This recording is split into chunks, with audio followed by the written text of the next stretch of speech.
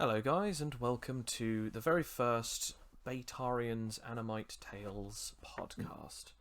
I am Joe, also known as the creator and the designer, stressed out as I am, in the lockdown, of Animite Tales, a tabletop RPG game similar to that of stuff like you know D&D and Fate and all those different kinds of brilliant tabletop RPGs. I'm actually joined with me on three of my lovely patrons today. Would you like to introduce yourself? We'll go from you, Mothman. Hey everyone, I'm Alfie, otherwise known as Daddy Mothmaster, also the man behind the Mask of Legion. And now Obscuricon. Hi, I'm Alex. I've been a playtester for quite a while, and currently I'm playing Aspen. And finally Sam. Hello, I am Sam, and I'm afraid I don't have any nicknames. And at the moment, I am playing Zinzarina, the Spider Paladin. Yes, so as you've heard, they have stated their different characters that they play as in one of my current campaigns that we use to test the game. Animite Tales has basically brought around the concept of what if a system was able to be worked universally, that it could actually mix and mash with any different types of genres, playstyles, and even basically having your own ways to enjoy a game, not necessarily having it to be sci-fi or fantasy, but it could be anything. At the very beginning, the very first journey that we're going to be taking our characters on is superpowers, and so that's exactly what we're doing with the mechanics of the game so far. We're exploring superpowers, and that's exactly what this podcast is going to be about. As we're going to talk about things to do with Animite Tales as it's coming out, this is also going to be for any patrons or any people who want to follow the Patreon, but who can't necessarily afford it, especially in these times right now. So really what these podcasts are going to be is that we're going to just have a little discussion, about 10-20 minutes, talking about bits and pieces that have happened over the last week. And then pretty much we'll then get into a discussion on a topic that we like from fiction or fantasy. Like, for instance, today we'll actually be talking about superpower known as super strength. But before we go into that, I'd just like to take a little moment just to talk about some of the things that have happened over the last week, thanks to Animite Tales. Earlier on in the week on Monday, we actually had something that we call the Kiln of Champions. Basically, it's a playtesting session where I get all of my playtesters to make insanely powerful characters using a large amount of levels, and then they are pitted against bosses from the future modules of the games. So far, they've done very well with defeating some of them and getting defeated by quite a lot of them, but now they've actually turned the tables on me, as I have now had to make some characters and fight them with their new boss characters. And so I actually have a question for all of you, and we'll go in the order of Sam. Obscuricon, and Mothmaster. But first, the question: how have you felt that Animite Tales has worked for you to make anything that you particularly want? I think it's worked very well because I've been able to create a variety of characters, as you've seen, from fiction. Like, as you saw, I was able to create the Predator from Predator, and the Cape Master himself, Cover, who was able to use a cape weapon, but had other extraneous powers. It's a fan I think favorite. I think it's a great system because you can make any kind of character from any kind of setting. Yes, absolutely. I really have enjoyed the fact that you've made a man who fights with a cape and literally the Predator from the movie's Predator. I must say the Predator has been one of my favourites, and of course, Mm. Cover. I love Cover, like Adam West Batman with cape proficiency. He's And just so charming.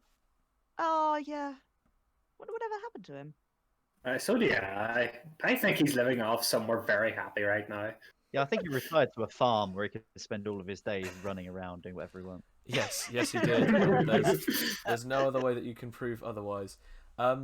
And Obscuricon, how do you feel that the game makes the is it able to make the things that you're able to make, or are you able to make the things that you want to? Well, yes and no, because there are I still have to go within the parameters of the thing, so I can't go everything. But that has been more of a challenge as well to and sort of putting me in a position of, oh, if I do that and that, then I can create this, which I never thought of before. Like, I mean, you may. I mean, I've already said before that I'm making a rhino and crocodile hybrid. Rhino croc, and I like because just before I was just like, okay, what kind of because Alfie made a character called Crackalisk, which is a kraken and a basilisk in one, which I was instantly charmed, and I thought, what other unholy abominations can I create? And I was like, I would never in a million years have thought of doing that, but I'm like, I'm hyped for that now. Just like, what kind of weird things that shouldn't necessarily go together. Like, how are they Thing that going to should not work be. together? So yeah, I'm enjoying it myself. I'm just like, it is sort of like I haven't been able to create something just like, oh, because you have to have some limits in a game, otherwise you get something insanely OP or unbalanced. But like that's sort of been a challenge for me to sort of see what I can do within the parameters, which I find quite interesting.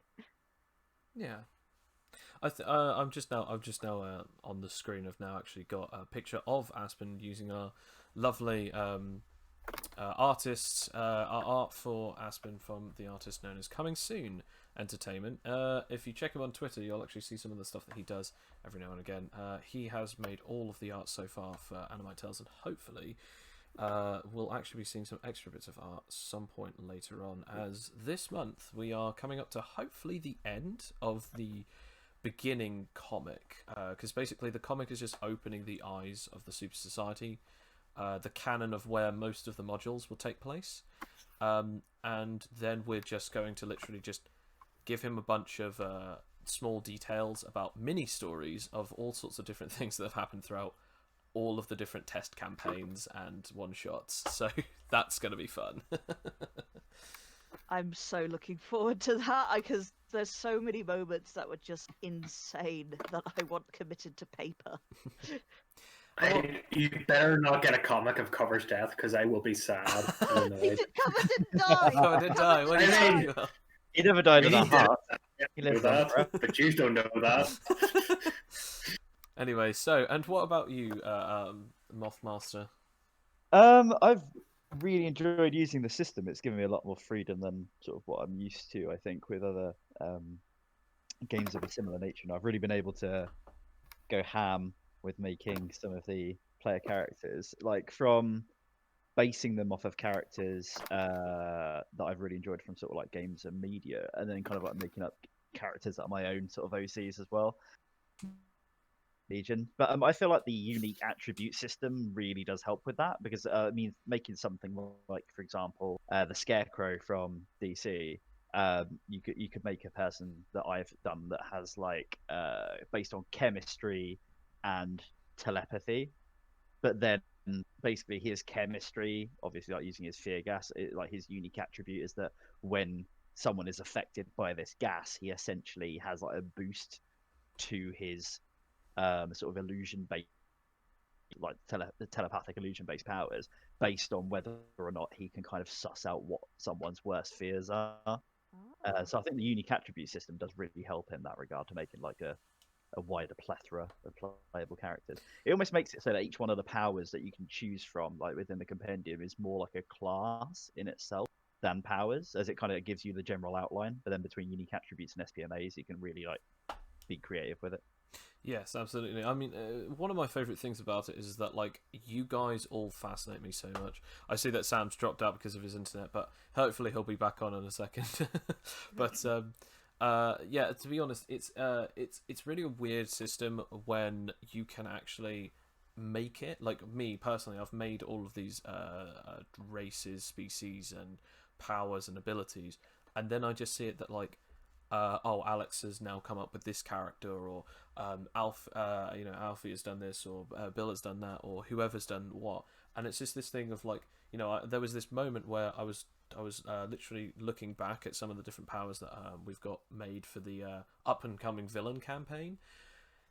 I looked at some of the abilities, and I'm like, okay, I didn't know that you could do this, but it literally makes sense. And because of the unique attribute system, a narrator doesn't necessarily have to be always in charge of that, because the way that the unique attribute system is, you come up with an ability that is either slightly differentiated on a power that already exists, and then you give it a downside to balance out that is equal to the amount of damage that you are able to do, or the amount of new abilities you have. You then have weaknesses, like for instance, like, you know, I can now breathe underwater, but now I can't breathe air.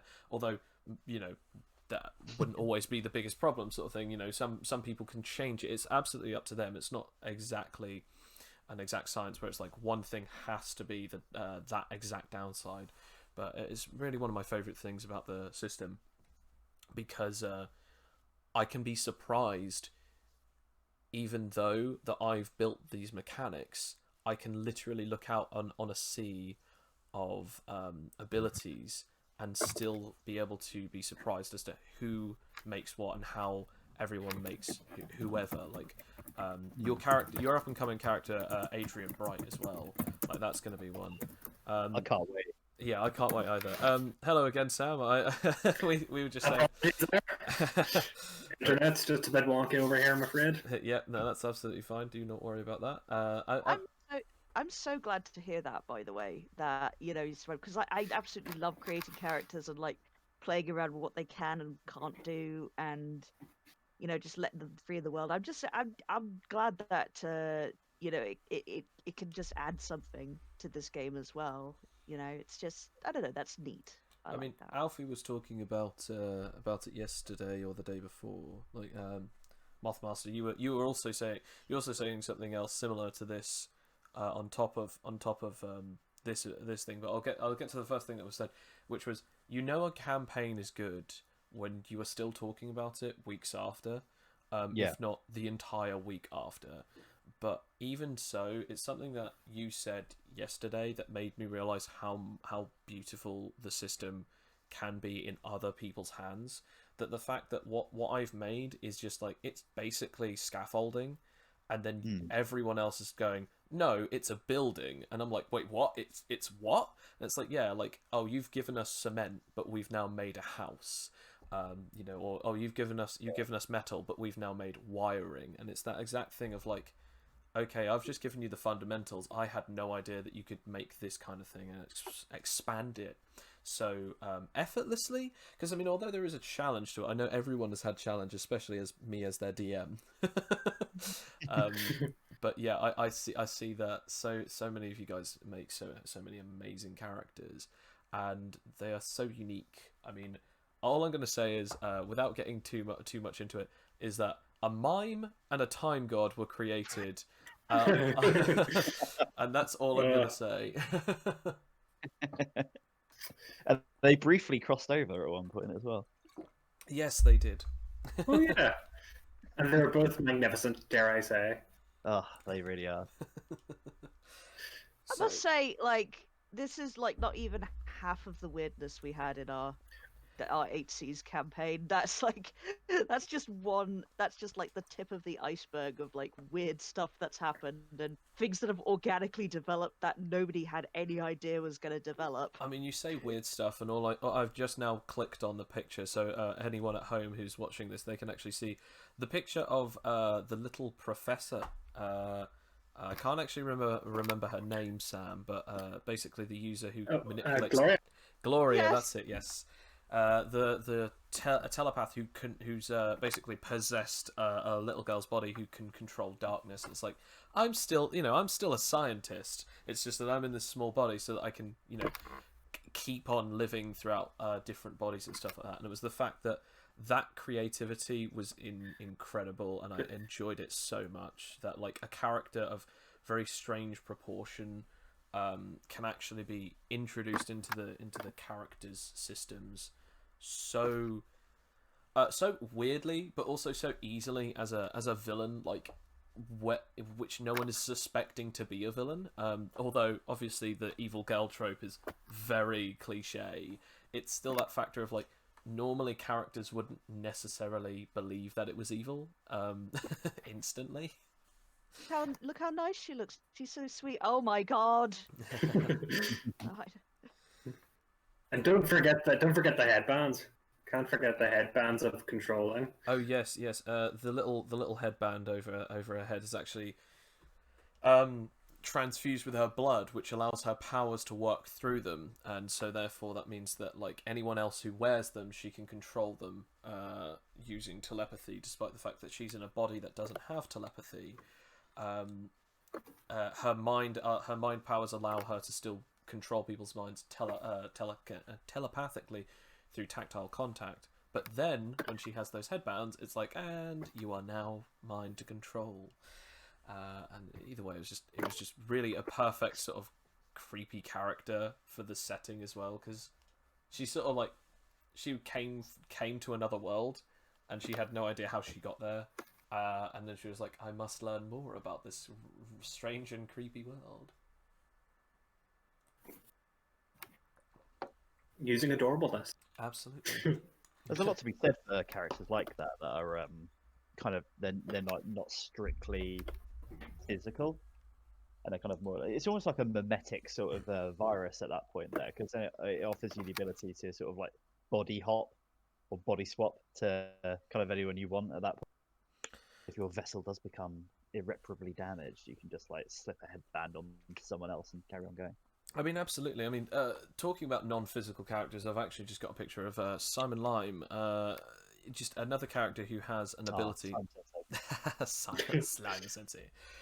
Is just a character who his body can turn into slime, and he can control and manipulate any of the slime that he creates. It's always this purple gel, like sort of goo, and sort of the funniest thing about him is that like whilst he has these abilities, is like he's considered to sort of be one of the more dangerously powerful characters, despite the fact that he actually physically isn't very imposing. He's really sort of like lanky, and he has not really a lot of meat on him, and he's actually really quite short as well. He's like, I think he's like, well, I say really short, I don't think he's actually, he's only about like, I don't know, he's about 5'4", so he's not super, he's not super short, but he's quite short. And yeah, it's just the fact that he's actually like really not that heavy. But his powers are entirely this whole thing of like, he doesn't make himself stronger. It's just that he can control an element that he can create and become.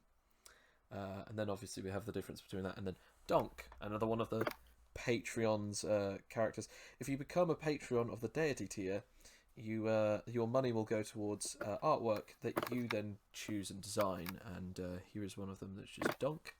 A husk, also known as a berserker demon. A heavily mutated humanoid that has become very powerful with 3 different powers. Donk had super strength, Animite aura skin, which basically allowed him to become immune to his weakness temporarily, and the Animite sharing ability, which allowed him to generate a small radiation that healed anyone who had superpowers. He was one of the strongest MVPs in the entirety of the game, and he didn't even need like meta control of the game. He was just very strong, and that was it. He was also just Roll randomly godly generated, stats. wasn't he? He was entirely randomly generated. Every single thing about him was rolled, and I cannot thank that enough to the patron. I won't say his name just because I cannot remember his Patreon name, because I know him in real life, so I know his real name more than I do his Patreon name. But the fact that he it's Grimgore. Yeah, that's it. It's Grimgore, and it was just Masterless this Masterless Grimgore. And he just had this. Everything was like, I'm gonna roll it. I was like, are you sure you can choose it? No, I'm gonna roll it. I don't know what any of this is, and I only want to learn the things that I get, so that then I have to deal with what I've got. And I went, okay, sure. And he rolled through all of these stats, and he got like 4 natural 4s for this this stat called Vitality. And the way that Vitality works is, the higher your Vitality, it's similar to AC in D&D, where like a person has to hit you and deal something, but instead of like the highness, I guess the height of their roll is then whether or not you hit them, but instead it's actually the amount of the damage is then dependent as to whether or not they roll for an injury. So in other words, you could get hit by a bus, and if you have a high enough vitality, certain people could actually get hit without taking an injury. They just take a lot of damage overall. Whereas like the injury could be like, oh, it breaks your vitality, you have to roll Constitution. If you fail it, you then have broken ribs or a broken arm or worse. It really depends on the particular thing that you've taken. Physical, ice, fire, electricity. There's so many different types of damage in Animite Tales in on itself that it's just you can take injuries from different ones. But yeah, he got natural 4s all the way, so he got 16. So immediately on a level 0 module, he was invulnerable for most of the entirety of the fights. He got taken down all of 2 times, whereas everyone else at least got taken down like at least 3 or 4 times every so many sessions. So the entire campaign he only got taken down twice. Jeez. I honestly don't know how we're going to beat him in the Kiln of Champions, because he's in the Kiln of Champions now. He is now, yes. Thank you again, Grim Gore, for that one. He gave me the stats, and I was like, yay. And yeah, he is horrifyingly high level.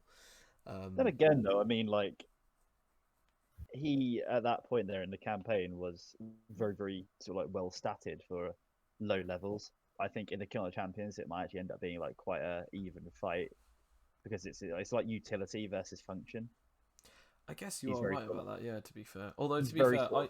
I thought that the final bosses yesterday in final end to the 8Cs campaign, Yeah. that I thought they were going to be a big deal, and I thought, in all honesty, it would take another 2 weeks to do it. And although it did take an extra 2 hours, you guys entirely wiped them out, and it was without killing all of them. I will have to add, like, because in the game you're supposed to be like good people-ish.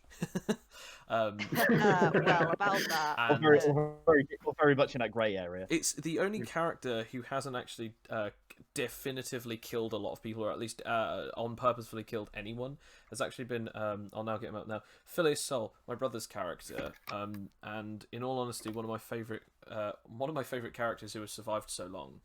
And it's just the fact that, like, he's only ever accidentally killed one person and on purposefully killed another in the campaign. And it was like he accidentally killed someone by throwing an anchor into a ship, and it crushed the captain of that ship and it killed him. And then the second time, it was actually then he had to fight an insanely powerful arch demon. Well, they're called demons. They're actually just heavily mutated humans. They're horrifically like demonized throughout humanity, but basically they're known as husks. And he was fighting this guy called Dr. Ten Godot of Larder, and he was taking every single thing that Phileas had, and there was only one attack that he actually had left, and it did accidentally wipe him out as well. But he then came back because of one of his other abilities, and it was just that factor of like everyone just sort of like pushed it under the rug. It's like, yeah, I mean, does it really count if like Phileas comes back to life? Because that's all Phileas' problems now. He's been reborn, and no one actually talked about it any further. And I thought that was really kind of funny. That brings me into a second part of the discussion, which is RPGs, role-playing games.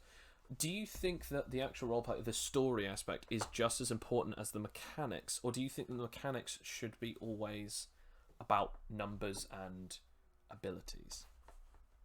Oh, I will absolutely die on this hill that story comes first. Like, Yeah. I mean, mechanics are important, sure, but story will always that. Like, you can have like really good mechanics, but if the story isn't there, then there's no point. Like, no one's gonna do that.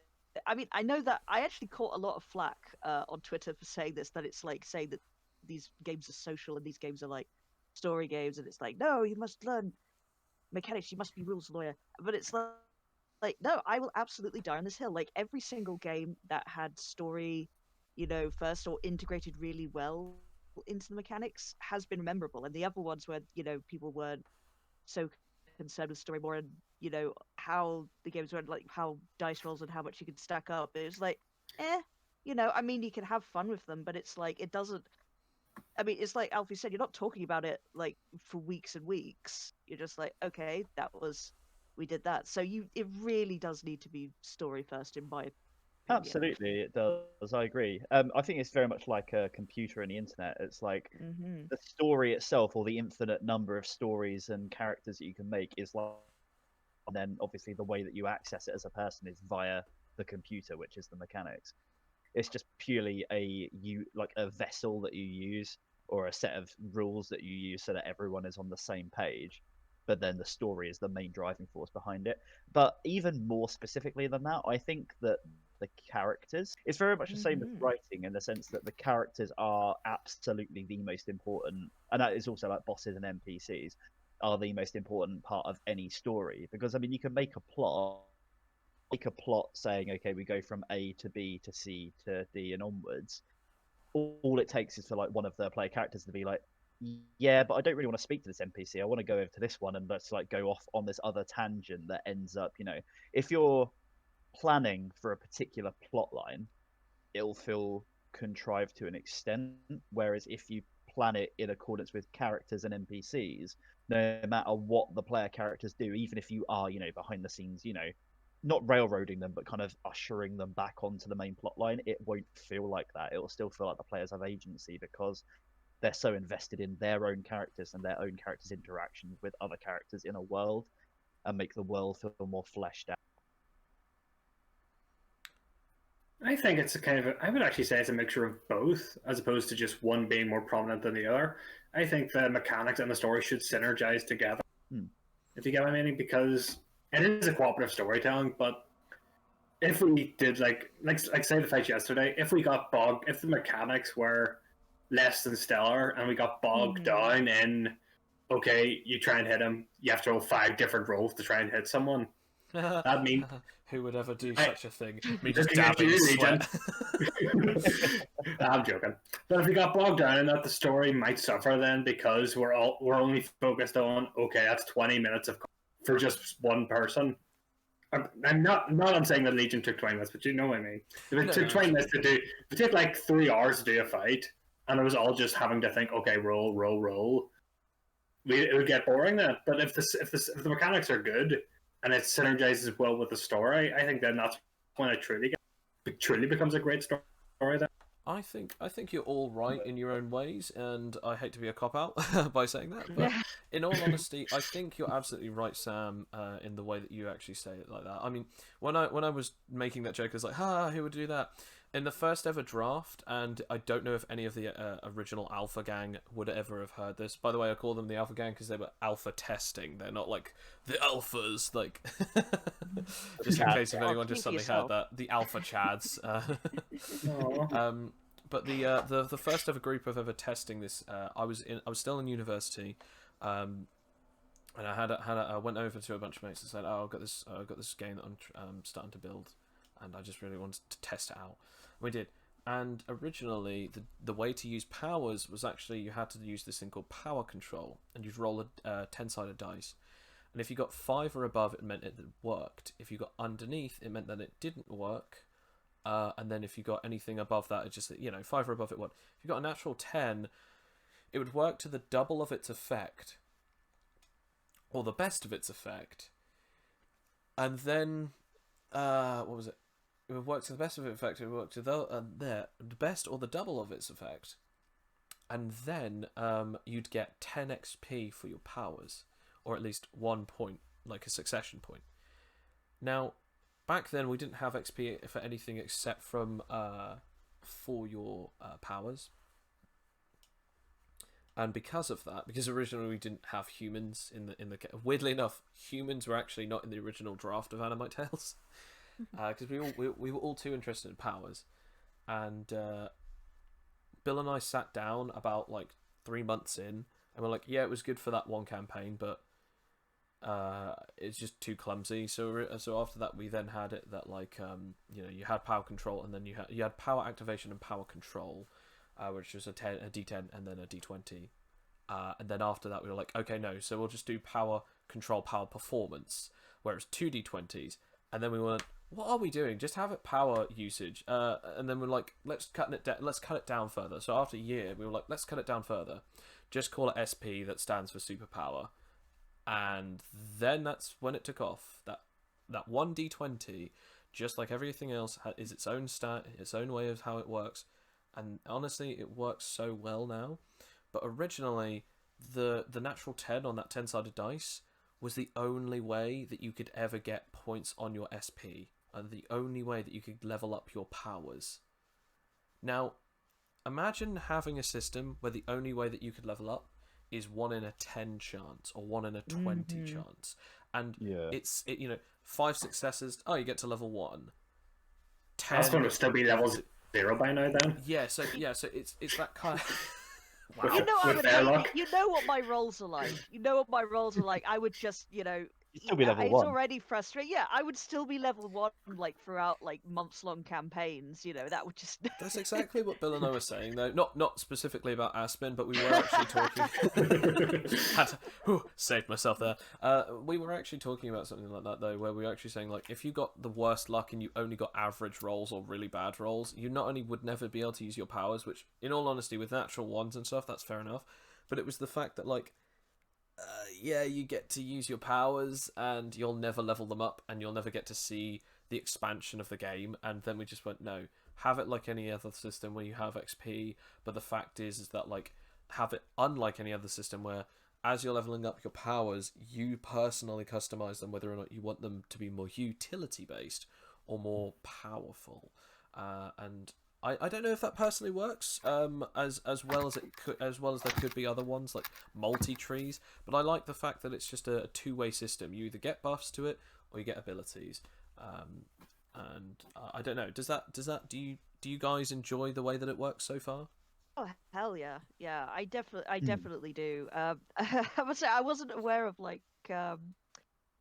that system, and just want to say thank you for not keeping that system, because that would be so bogged down. 3 years old. Oh god. Now that's pre power control. That's so old. That's pre Phileas, the very first version of Phileas. That was also pre Powerless, because now Animite Tales has 64 different powers, which that's 64 different powers, and then Husks actually get about 2 separate lists of their own. I think that's about 12 each, because they have three sets of 4. Yeah, 12 each. So basically, there's quite a lot of different powers that you can get as a Husk, as a as a demon or a wraith, but also as a superhuman or an anomaly, you can get loads of different different abilities. One of my favourite things, which I'm actually going to talk finally about before we get into our actual topic of discussion, is now in our game. Bill and I had been worried about this for a long time, which was concerns of different religious groups, and also our game, because originally, way back when D&D first came out, and still even now to this day, some people are actually like it. Certain religious groups hate D&D because they believe that it's some kind of devil worship or demon worship or thing. Now, obviously, our game doesn't come from that, because we don't particularly like the idea that anything is particularly alienating any particular systematic group of people, no matter what their particular beliefs, religions, or even their own personal, triumphs or difficulties. Bill and I just don't really think that there's any point in putting it there. Because in all honesty, not only just because that obviously we want everyone to enjoy our game, we want as many people as an audience as possible, but also because we hate the idea of just when we were growing up, we every now and again we'd see different things like games and different things that we really wanted to do and test and do, and we couldn't because of either money or because that we weren't in the right country or location to do those things. We just went, if we're going to make a game, we want it so that anyone can just go to it, access it, and not feel as if it's only for one particular set of people. And that's exactly what we did. And so it's there are no real life religions that are part of Animite Tales. And again, you can chalk things up to whether or not it's actually the science of the world, or if it actually has some theological aspects to it. Because it's really all just about the mystery of the universe that people are in, or the multiverse that they're in. Again, the whole point of Animite Tales is you can, with the mechanics, make your own worlds, and technically, the way that we've built the system is they can all technically either be canon or non-canon depending on how you want the modules to work for you or how you just want to use the mechanics for yourself. Do you think that that. I mean, do you think that that's good, or do you think that it's better to be able to just specifically go to one audience or go to any audiences? Yeah, because sorry, you go on, Sam. Yeah, just. As with this, as with D&D, I think it should be for all audiences because in both games you're playing the hero. I mean, generally it's meant to be you're playing the hero of the story. You're doing good. You're putting away bad guys. So I think most religious groups understand that they're good, that there is like decency, common good, and such. I think most groups understand that you're playing heroes, and the gods that are in this game come from mythological ones like Fujin and Ra. I think was one of them. Yeah. Although in their history, in this world, it's like they were given these nicknames like Fujin and Ra, because it's actually just like the backstory of the worlds. When if you actually find out some parts of the history, you actually find out they were just incredibly powerful individuals that when the powers started. But really, it's up to you as players or your characters, whether or not they believe that they actually were gods, or whether or not they were just really powerful and misconceived as such. Like that it's sort of still open. Like this is weird. I'm reminding of like a comic PvP where it was like one of the characters is trying to start a D&D campaign, and it's like trying to like railroad the players and like say what they can and can't do. And one of the players is religious, and it's like, I don't want to be a paladin with one of these fake. I want to be a paladin for my god, for Christianity. And at first they're like, oh, I don't, that you can't do that, but then they're like, well, actually, that'll enhance their enjoyment of the game if we just say it. I mean, there's nothing wrong with doing that. It's like, okay, we'll have it so it this. So I think like you could go too far the other way of like being inclusive, like, okay, we'll just won't have, we won't allow any religion and stuff. And that's valid, but it's not inclusive of all people. I think you need that openness so that if you do want to have, any kind of real world religion in it, then you can say, like you said, it's up to the characters and the players, if you say that they are gods or aren't gods, etc. Like it has that sort of leeway so that they can personalize the game. That makes sense. You usually get a feel for it, like with the players that are actually playing the game as well, like, and also obviously the DM who is running the game. I like how it is quite open in the sense that, like, there is an overall, however, it is also based on individual preferences for who is sort of like making the story. I feel like I agree with Sam and Alex in the sense that like it is good that it is inclusive to all people who want to play it. But honestly, I feel like the majority of people, regardless of what like religious or political connotation that they may have, are not going to mind sort of like inclusivity of various religious aspects and things like that within the campaign. I mean, I've run a campaign before where I've played as a warlock that is basically like enthralled to the elder gods, and then one of the other members of the party was a paladin that was like a paladin of what is kind of a D&D version of sort of like the god from sort of like original Judeo-Christian religious sort of text, and they kind of like develop their own sort of like religious aspects themselves as kind of a warrior of purity. And down to the players as well, because in that sense, having these two kind of almost opposite ends of the spectrum on the same team created a lot of angel and devil on another character's shoulders in a lot of situations, and it creates quite a lot of comedic and also like story based attributes as well. Because again, it just comes down to the players really, and how it works within the story. I guess it is down to personal taste, really, and I mean, like, yeah.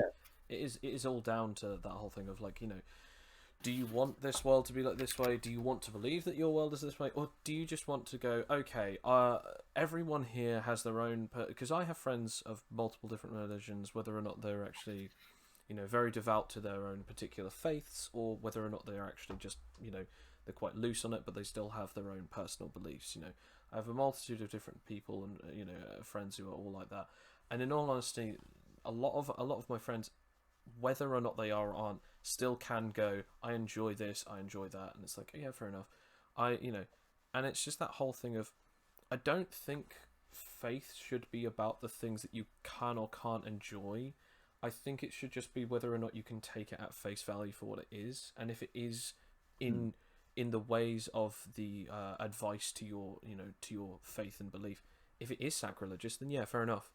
Then absolutely you should not tolerate that, and it's the exact same if anything is homophobic, transphobic, or if anything is personally insulting you on a personal level that is not I mean, like, there is obviously the difference between, if you're around a bundle of friends and you'll have that sort of like thing of like everyone is sort of able to make fun of each other, but there is a level where it is just like, okay, no, you wouldn't have to put up with that, and it's based on intent.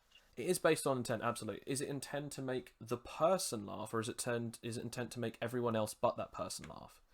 Those are the very key differences, and it's exactly the same thing. Is it intent to make someone uncomfortable, or is it intent to bring everyone together, no matter who they are? And that's exactly the point of why I made this game, because I want it to be so expansive that anyone can enjoy it, but also that anyone can make any kind of character, boss, narrative, world, and it still works. We've done so much with it. I say this as well as like as a trans person and a queer person. It just I hate sort of mechanics where it's sort of like they allow you to have all of these incredible powers and godly abilities, but they're so weird about gender and sexuality, and it's like, okay, you can only be man or woman, you can only have this, you get a power up for being being sexy. It's so weird and silly, and I'm glad that this doesn't have that. I mean, it's really just again, it would be down to the players if someone wanted to do that. We're not having that as the main factors. Yeah. The components. Again, unique attributes, special abilities. Heck, you could even make your own special abilities that can even allow you to do stuff like that, which could obviously mean that, instead of rage empowerment, like, becoming like this Incredible Hulk, you have, I don't know, like, sexy empowerment. Every time that someone compliments you, you feel better about self-confidence empowerment, or, anything like that, where you actually feel that that's the best mood to make your character stronger, rather than just anger and rage. It comes down to like railroading people again, and it's like, I'm very much anti-railroad, and that's like the spirit of it. It's like, if you want to do something like that, you can do it. So there's nothing really holding you back, and there's no sort of like, no, you cannot ever do this, or you can do this, but it will be like, it will affect your play. I am very much against. I am very much against. But I think it's. I don't know if it's called railroading for that one. I think it's actually called boxing or something, where it's like you're put into a specific category, and it's like, oh, you're female. Okay, only acrobatics and thin and skimpy armor. Oh, you're a male. Okay, strength and big bulky armor that shows none of the character that you've spent the last 3 hours customizing to look like Hulk Hogan. I worked so hard, damn it! And what if there's one of those like 8 foot tall women from that future armor? Yeah, exactly. Going around one of my favorite ever moments when I was reading the manga of One Piece was actually there's this Amazonian moment where it's like this whole Amazonian sort of character style, and some of them are like, it's an entire area of women, and it's just this. My favorite moment of it is when they're like talking about it, is like there are different people who are trying to get to the island, and it's so dangerous to get there because they're in the middle of like this ocean that is so calm that only sea monsters and massive fish live there, and it's like if you try to sail towards it, you just entirely get annihilated by like a giant kraken or something. And it's just this. My favorite moment is that you actually see this entire place and entirely populated by it. It's like, you know, some of them are strong, some of them are fast, some of them are like really durable, and some of them are like are hunters, some of them are warriors, and some of them are like, you know, cooks, some of them are you know, people who fashion things, some of them, and it's exactly this whole thing of an entire society where it was like, yeah, okay, the author just went, yeah, so you know, female Amazonian warriors, imagine if I took them and just went, yeah, I'm not going to conform to the usual things. The only way that I felt like it flopped on its face is almost every single one of them is in skimpy armor, and I definitely disliked that. But other than that, I did actually kind of think you're going in the right direction there. You just kind of messed it up at the last stretch. Nearly did it. You're almost there. Thanks for trying. At least it was trying. At least it made an ecology that made sense. Absolutely. And do you know what Not else all the makes? hunters. Do you know what else makes sense? Our new topic, which is Yay! superpowers. Now, usually we want to do this discussion a little earlier in, but we thought that this would be a good introduction to the podcast. So, here is the topic. The topic is the superpower known as super strength. The ability to basically have very good strength, or even incredible Herculean strength. Now, usually super strength has actually been an incredibly long point in history, where it dates all the way back, probably to the dawn of time, really. As soon as there was a thing that could think, man, if only I was stronger, that's exactly where it came from. The very legend of a person, man, or anything else, a creature, it just, whatever it was the idea of, man, what if you had that strength? Or, gee, if only this or I could have this strength. And it's exactly that where it comes from. So, the reason as to why I chose this topic is it is the most basic one, and I want to get it out of there now. Why I'm interested in it, though, is because despite everything, it is one of the probably the four big powers of the superpower sort of abilities that when you hear it, it's like, yeah, that would be a cool one, or it's sort of like a weird one where people either go, yeah, that's cool, or no, it's boring. It's never the middle ground of, yeah, I guess it could be kind of useful with something else, you know, or even sometimes, yeah, that is that point where, you know, oh, I kind of would like super strength, but only if I could have something else with it. But my favorite character with it is actually, you get so many different uses of super strength. You've obviously got, you know, Superman and you know, different people with more limited ones, but you've got, like, you know, the big Hulks, which is, you know, Hulk, Doomsday, anyone under, you know, the Marvel franchise who is under Hulk, and then, you know, as I said, Doomsday from DC and Superman from DC and stuff like that. But then obviously you have like ones from you know, other things like manga and anime, where you have you know, Saitama from One Punch Man, or All Might from My Hero Academia, and you've got these characters that have such immeasurable Herculean strength that they can actually do really interesting things with them. Like, the sheer force of a single flick or a punch can just create a whirlpool, or tear apart the clouds, or even move things with the sheer concussive force. Like, that is cool. But my reason why I chose this topic is because it is the very first starting out superpower, and I feel like it is probably the first ever superpower that anyone ever thought of. In the earliest mentions of what if people were stronger than they are usually conceived as, like Hercules or Samson. So, do you have any parts of discussion or questions for this one? I definitely do. Well, we're talking. You know, I was thinking, not in just in terms of the game, but also in terms of, like, you know, human lore, like, you know, Samson and Hercules. Like, what are, like, the complementary powers that would go with super strength that you don't normally see? Like, I mean, you've got like super strength and super endurance. You know, these massive, bulky, you know, characters with big muscles that have the super strength. But then you've also got like One Punch Man and Setsuba, where they're just kind of like, you know, very sort of, you know, lanky and don't look like that at all. And it's sort of a joke. It's like you expect them to be big and stuff, but they're actually just strong on their own, just by their sheer power. Like, what's kind of the things you wouldn't normally see with super strength? I mean, you I'll know. obviously get all the boring ones out of the way for you guys. Yeah, Obviously, the boring one out of the way first. super Yeah. durability, obviously, as you said. Flight. Flight is almost always seen with super strength. It's not always. I mean, again, All Might and Saitama don't have flight, but they do have the ability to leap and bound incredible distances. But of course, you see Superman with flight. And I feel like the other one is healing factor. The ability to just heal and recover just makes the impossible to defeat opponent even more impossible to defeat. So, like Doomsday, except for like an adaptive healing factor almost. Yeah, exactly. That's where I thought of it really, because I mean, Superman sometimes, if not quite a lot of times, as well as Hulk, have healing factors, but Doomsday is the like sort of poster boy for for super strength and healing factor. But I don't know. What do you think, Sam? A one that complements super strength.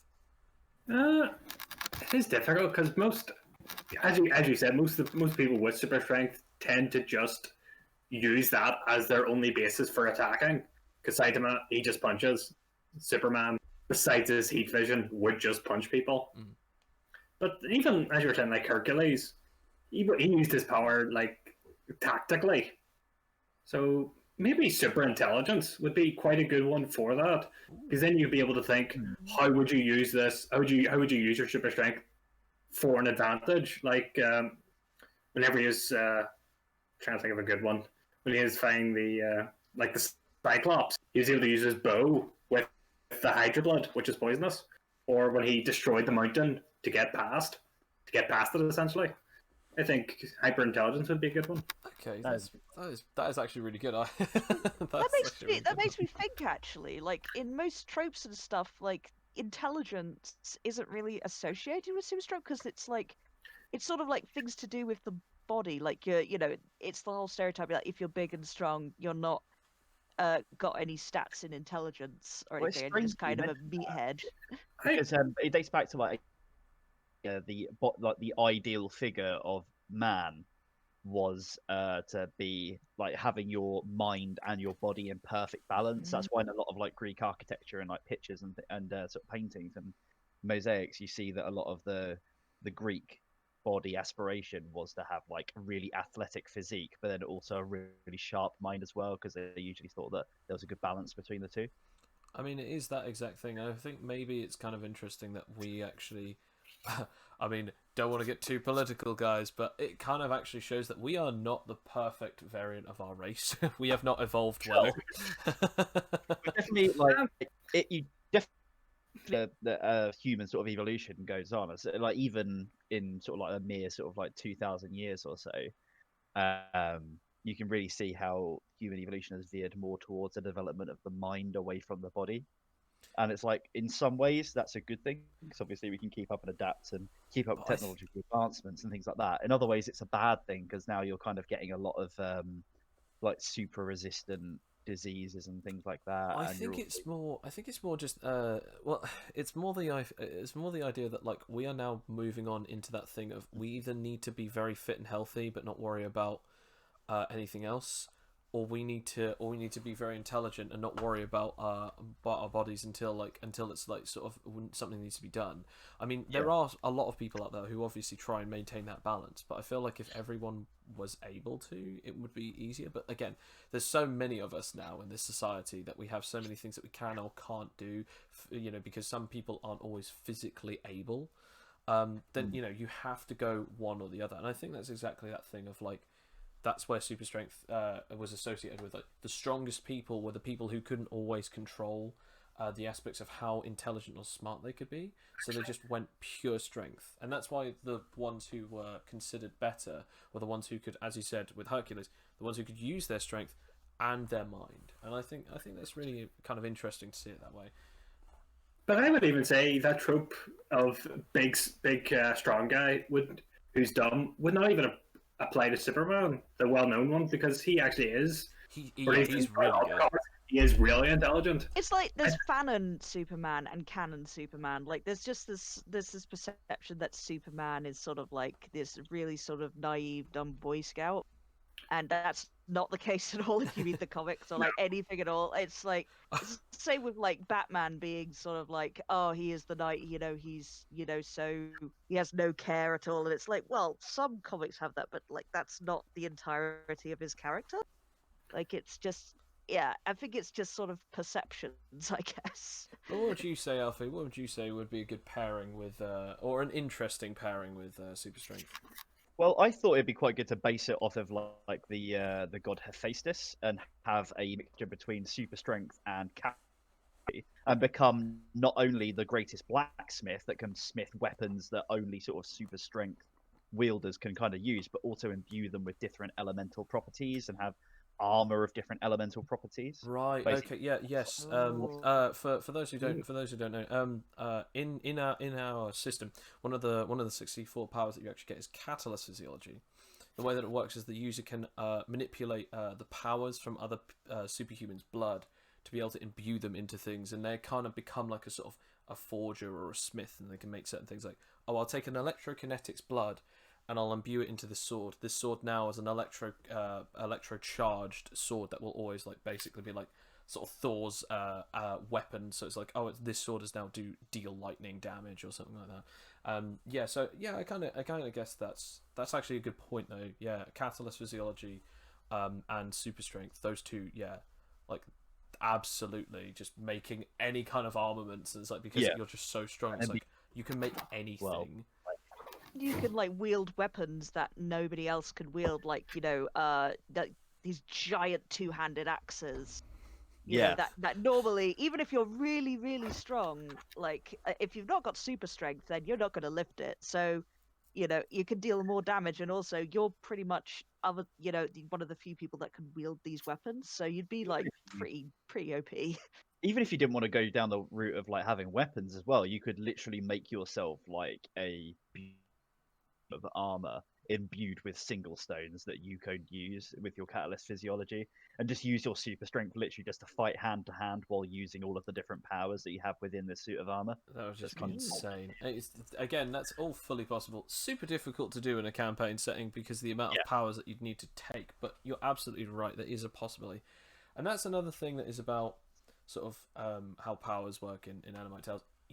Anything could be possible. You could even make Iron Man, you could make pretty much anything. You could even make All for One, or whoever you really want to make, but it just takes time and preparation, because obviously if a narrator gave all that to you at the beginning, like a GM or a narrator or a DM gave that all to you at the beginning of the game, that would be very unfair to the rest of the balance of the game. Like, yeah, you can do anything and have everything. Like, there's obviously got to be a price for it, but if you're smart about it, then even some of your own weaknesses don't actually have to be end game.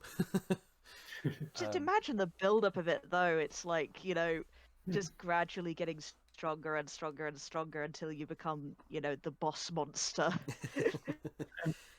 I mean, that would make it even more, make you feel even better about it, because then if you just got it immediately, there's no payoff, you just have it. Yeah.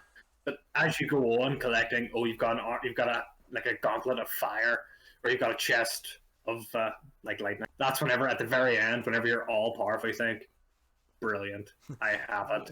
I am the knight. Like, it took me so many hours, so much time, but this does put a smile to my face.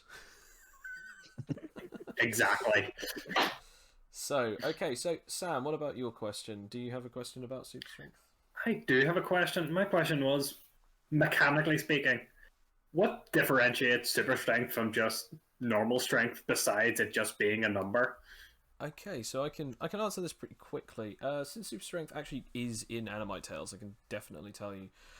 We usually have a little table or a system explaining it, but usually we don't need it just because sometimes it's more for lore mechanics. But yeah, basically, mechanically, each +1 increases your damage output with whenever you're attacking something with a strength dice roll.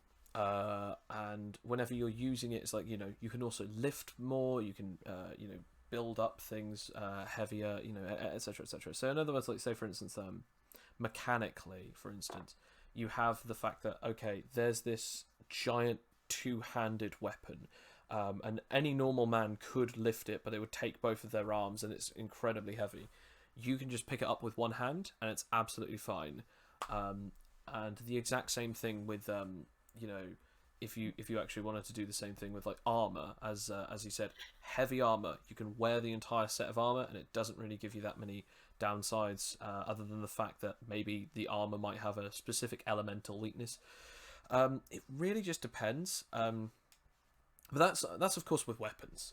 Mechanically, strength can obviously do anything like, you know, lifting things, knocking out people, etc., etc. When you're using super strength against a normal strength opponent, they roll disadvantage or you roll advantage. So in other words, they roll twice and then they have to pick the lowest number that they got out of the two. Or if you have advantage, obviously it's the opposite. You roll 2 dice, you get the highest one. Now that obviously only works against specifically strength. If you're using it against anything else, they don't have that disadvantage. But it does mean that whilst you have super strength, you're doing more damage. Your modifier is higher, so it's easier to get the higher numbers. And that's mechanically.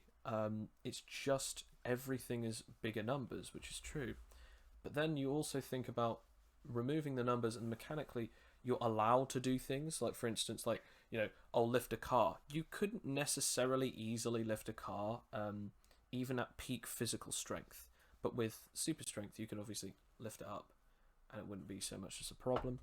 And the exact same thing with you know, picking up other companions. Like in the game, we actually have body weight as an actual stat. If your friends are heavy, you can't lift them.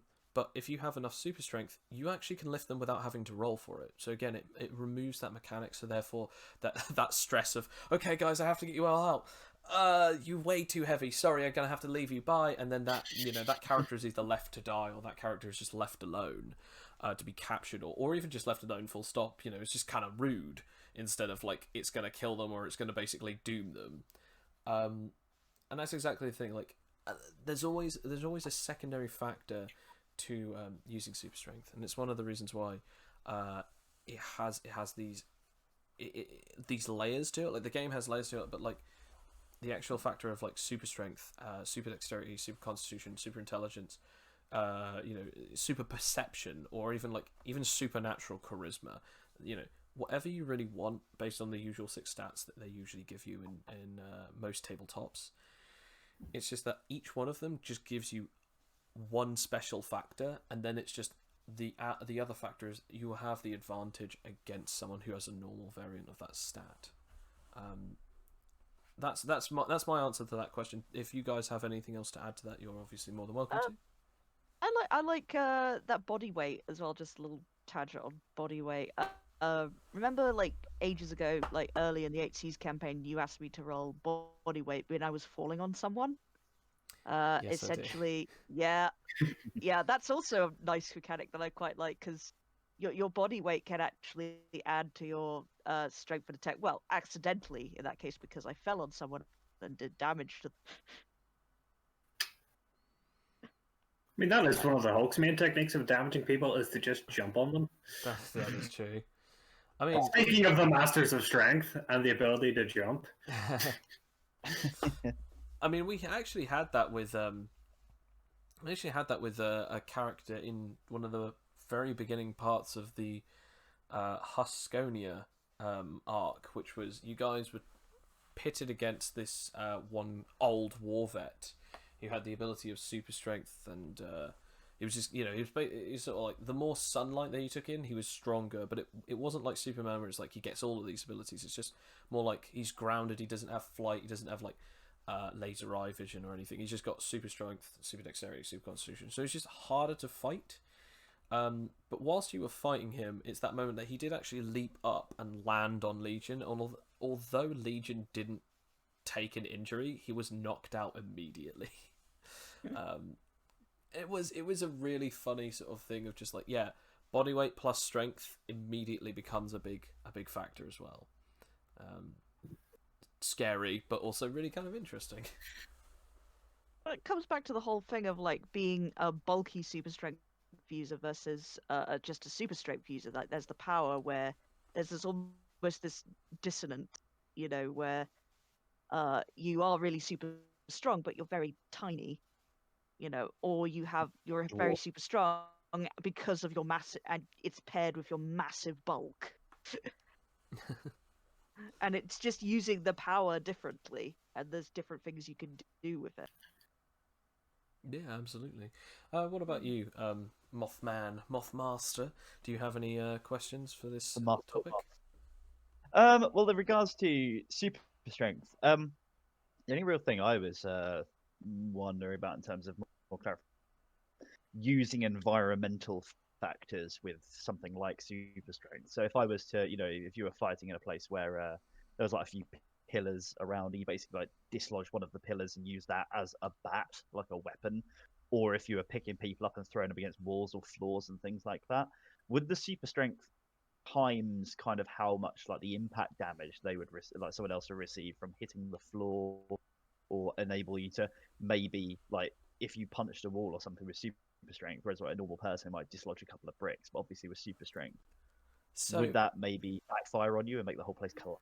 that's exactly what sort of severity of the situation is. I mean, it's exactly that thing of like you could be in a situation where you have a character that has this ability to pick up anything and then just bat people around. It's like, okay, well, what's the composition? Okay, and it's up to the narrator how much damage it could do extra. It could do nothing extra, or it could do something extra. It's absolutely up to the narrator, because I don't really want to make a mechanic for literally everything, because otherwise at that point everyone will be sat there for hours. Okay. So the composition of this pillar is actually marble, and marble's a little stronger but also a little bit more brittle than this particular type of rock. This particular type of rock's modifiers, and then eventually you're just sat there going, yeah, I don't want to do this anymore. I just won't use the pillar. No. You've already gone with the. I just have to have a look at the modifiers. It's like no. Yeah. So it really is up to them. They could go. Oh, I guess it could do +5 extra damage, or I guess it could do +10 or whatever. And yes, you could pick up break a pillar, and really then it's like they could roll severity, which is just like a random chance as to whether or not that pillar was like part of the structural integrity, so it's like, and this entire part of the roof comes down after you do that, or no, it seems to be okay, but another one of those pillars goes down, and well, you will be finding out about it. I guess that's possible. As for people throwing, you couldn't do that with normal strength, but as soon as you get even a single point in strength, you can super strength, that is, normal point in super strength. And I tell you how I know this is because that Phileas Soul, the character that I'm just now showing here, he actually has also a special ability of super strength, and he threw your character Legion, didn't he, Mothmaster? There we go. He did. We double teamed one of the main villains in the campaign and cut off one of their arms. Gullah of Gluttony. Yeah. It's like he just threw you, and as you launched, you like took out your katana and just went to slash and take off her arm using the injury mechanic, and exactly that thing. And now Bill even says to me, is like, Phileas now has 1 point in people throwing proficiency.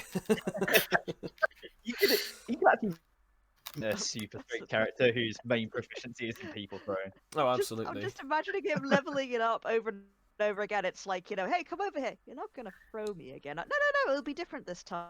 It's like, yeet! I'd be out of this in games, because I remember I think it was Hackmaster, there is a proficiency in dwarf throwing. So it's okay. That makes sense that you'd be able to, in this game of all games, be able to throw people, because in movies... Oh no! Oh no! He dropped out. Oh no! Yeah, I was having a little bit of trouble, hearing things anyway with bad internet. So hopefully he'll be back. Yeah, I mean, this podcast will hopefully, after a while, we'll figure out exactly how we can sync up more of the bits and pieces for the audio, so that then it might not be so difficult. But yeah, it's just one of those trying times. It's obviously a new podcast, so things will run more smoothly as we go on. Hopefully, I hope they don't get any worse. That's fine. And I guess really the last thing then is the final parts. The last 3 questions of every discussion that we usually have, which is, can it work in Animite Tales? Could it work? And is it in?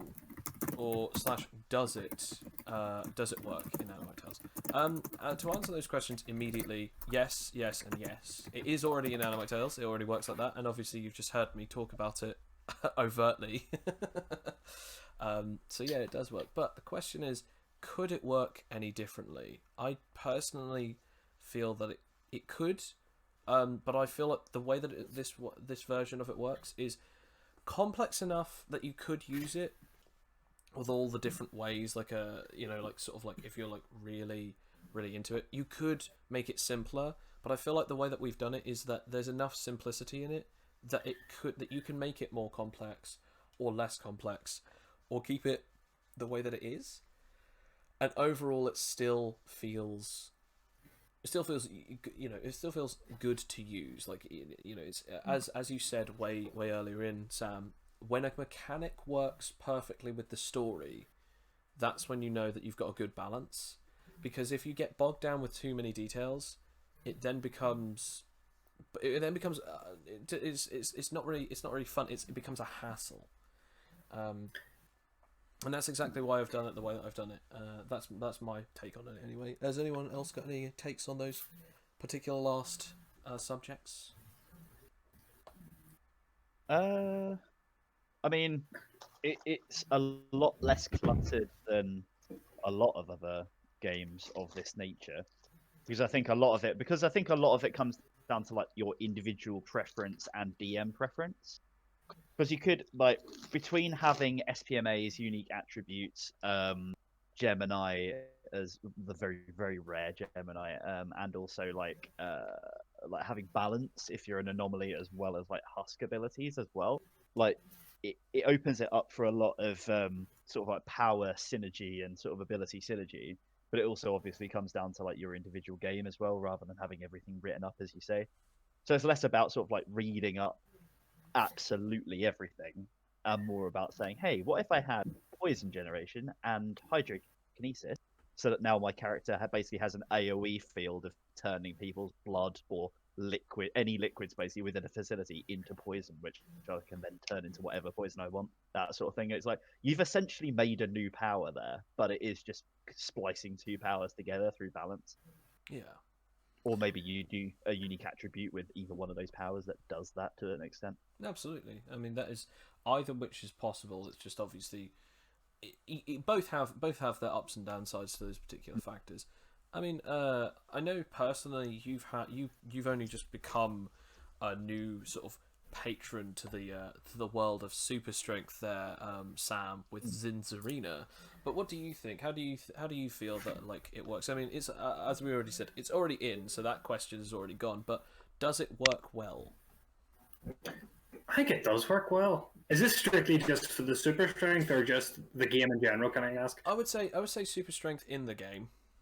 Yeah, I think it works very well because every time I've used super strength, it's always, I mean, except for the bad rolls, it's always worked well within the story narrative. Yeah. And it's always been easy to figure out because it's always been, okay, you roll strength and then you add your super strength modifier to that strength modifier. And that's not difficult to understand or difficult to come across to explain to others. No, absolutely. I'm glad to hear that. To be fair, because I mean, like, whenever someone's new to a mechanic, I get super nervous and nail bitey. I'm like, oh my gosh, please don't tell me that they're not going to understand it because I've written it really badly. Because say I am quite a ditz when it comes to like rules and remembering them and everything, as you know, with all of my many modifiers in things. So you do try to do it. I mean, usually I am wondering as well. It's like, does this make sense or am I just silly? And but super strength, I understand it like pretty I think it's pretty straightforward, really. And Aspen is a character I've played where I never really thought that they would be like a super strength user, but they potentially can with that ability Bio Boost, where yes, yeah, because he uses that as, yeah. You have biomanipulation, which allows you to give yourself extra vanity muscles, alpha Chad muscles, and yeah, you can also gain super strength for a certain period of time, which I think is one of my favorite abilities. Really, is just imagine if you could control biological life by either making them healthier or stronger or faster temporarily, or healing them permanently. It's like, you have different factors to the abilities where you can just like, I now give you stronger potential for a short period of time. And I just love the fact that like Aspen does have that capability, and we've seen it used a couple times. But my favorite use of it was still when you when you gave it to yourself and you had like now have like +5 in total, and then it was like you gave it to Siobhan and her character Cosmos ended up being like, oh yeah, now thanks to that I have +9. And everyone just turned around like, wait, you have +5 strength? It's like, yeah, I rolled really well. And I was like, huh, okay. I know. You just became jacked and just ripped off these chains in one. Like it just going okay. And Cosmos, Siobhan's character is not like a brawler. She's become a brawler pretty much because we've she's now trained in hand-to-hand combat, and like so this kind of like very sort of live like woodland mage sort of character can just punch you out no problem. Exactly. And that's without super strength. With super strength, it's just ridiculous. Yeah, absolutely. I mean, most of the characters that we've had before is like that's all these different things. I think the last thing that I will talk about finally, which is how effective is it in the game, and I have to say, honestly, I'd say it's too effective. And I know that's not really an answer, but when you go up against like so there's this character Viribus right here. I've just put it on the screen now. Viribus is the strength hero. He's known as the world's strongest man in the module of the Super Society, in the module book that will be coming out of Animite Tales eventually. Now, the funny thing is with this character is that like the entire time all he has is super strength. That's literally it. He's just like sort of Superman sort of All Might character. He's the obligatory symbol of peace / really good Boy Scout kind of guy. He does everything the way that he's supposed to. He goes to the law. And no, he's not like Homelander where he actually ends up turning out to be a bad guy. But there are a couple of things about him that just make him really funny because he's really he's quite naive. He's kind of intelligent, but he is quite naive because he believes that there is too much good in the world. And he is sort of always saddened if he ever sees the badness of the world, which is why he always tries to believe that criminals are lessening and good people are rising up. And that's sort of like the thing that is about him. But then you see like Donk, and Donk has also got super strength and he's incredibly powerful.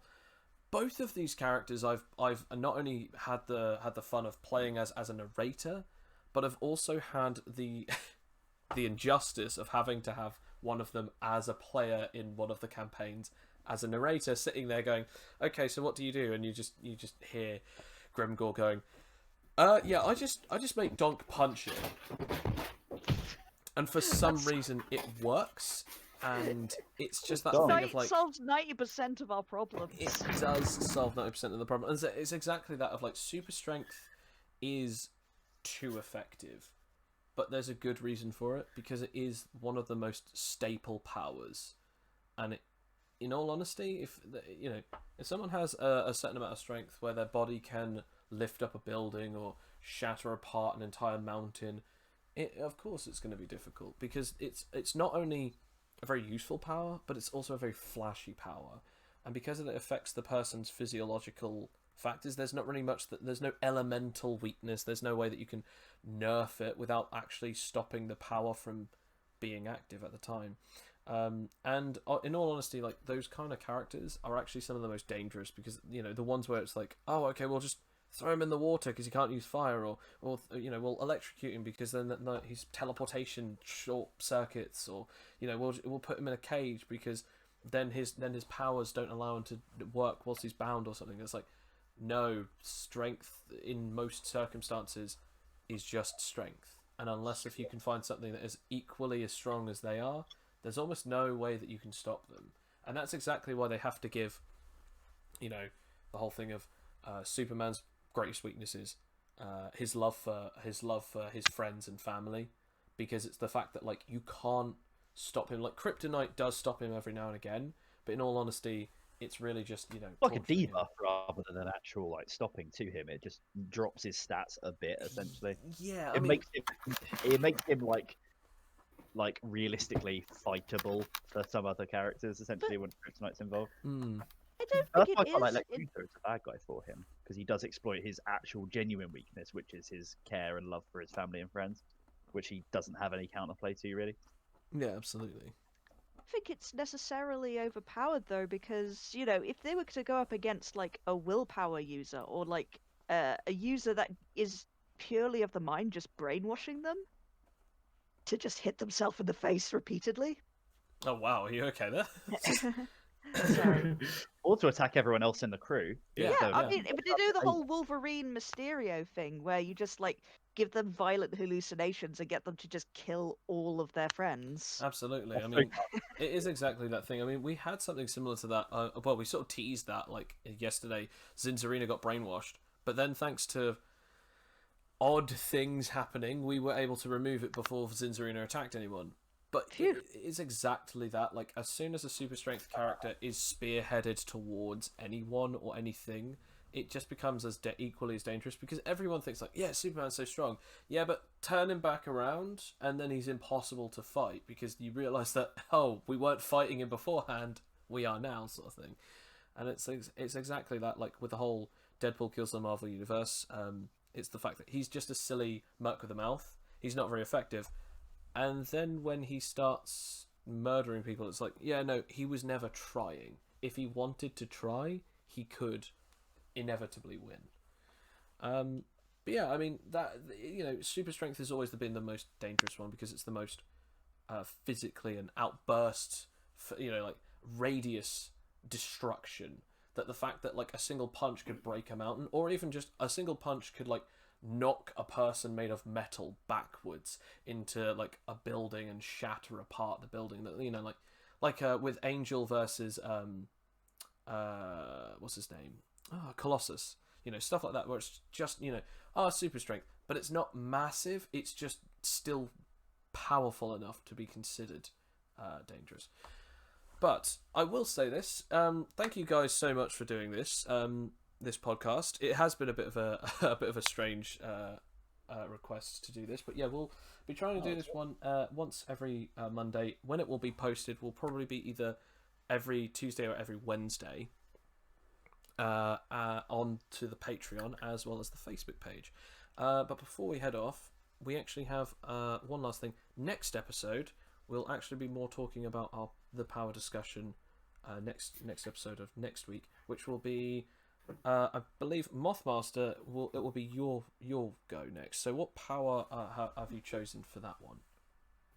To speak about as a new sort of thing, though, I was thinking of like charisma based powers, a bit like Oh, kind of nice. like Kilgrave, but it's kind of, I've been having a look over like telepathy, but this is like I was thinking of having one that's maybe like super charisma, kind of in the same way that super strength. Yeah, it's a has been stat introduced, more or like, a stat slash more of an ability rather than something that directly affects someone. It's specifically more based on, it affects people based off of charm rather than directly affecting the persuasion, mind. deceit, intimidation. Basically, you can go whichever direction you want to go for. Okay, I'm very much looking forward to that next week. So guys, we'll obviously have to stay tuned in for that one. As for anything else, I will just say thanks again for all of you guys for tuning in, and thank you very much.